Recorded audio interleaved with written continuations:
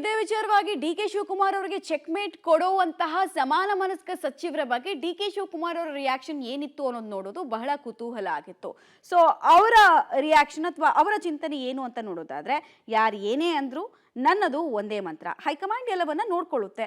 ವಿರೋಧಿ ಬಣದ ಎಲ್ಲಾ ಪ್ರಯತ್ನಕ್ಕೂ ಹೈಕಮಾಂಡ್ನತ್ತ ಕೈ ತೋರಿಸಿ ಸುಮ್ಮನಾಗುವಂತಹ ಲೆಕ್ಕಾಚಾರದಲ್ಲಿ ಡಿ.ಕೆ. ಶಿವಕುಮಾರ್ ಇದ್ದಾರೆ ಎನ್ನಲಾಗಿದೆ. ಸಚಿವರ ಡಿಸಿಎಂ ಹೇಳಿಕೆಗೆ ನಾನು ಮಾತಾಡಲ್ಲ, ವರಿಷ್ಠರೇ ಮಾತಾಡ್ತಾರೆ ಅನ್ನೋ ಮೂಲಕ ಹೈಕಮಾಂಡ್ನತ್ತ ಬೊಟ್ಟು ಬಿಟ್ಟಿದ್ದಾರೆ. ಇನ್ನು ಮಾತನಾಡಿ ನಿಷ್ಠೂರ ಮಾಡ್ಕೊಳ್ಳೋದು ಯಾಕೆ, ಆಂತರಿಕ ಜಟಾಪಟಿ ಯಾಕೆ, ಎಲ್ಲವೂ ಅವರೇ ನೋಡ್ಕೊಳ್ಳಿ ಅಂತ ಡಿಕೆಶಿ ಮೌನಕ್ಕೆ ಶರಣಾಗಿದ್ದಾರೆ ಎನ್ನಲಾಗಿದೆ.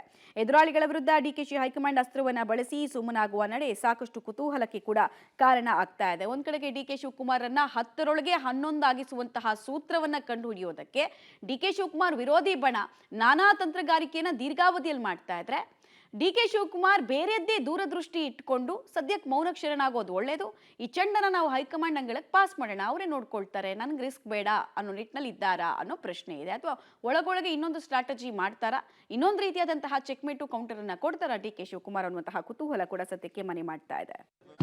ಪದೇ ಪದೇ ಡಿಸಿಎಂ ವಿಚಾರ ಚರ್ಚೆ ಆಗ್ತಿದೆ ಸರ್. ಅದಕ್ಕೆಲ್ಲ ಹೈಕಮಾಂಡ್ ಉತ್ತರ ಕೊಡ್ತಾರೆ, ನಾನು ಅದಕ್ಕೆಲ್ಲ ಉತ್ತರ ಕೊಡೋಕ್ಕಾಗಲ್ಲ. That is not a issue to be discuss.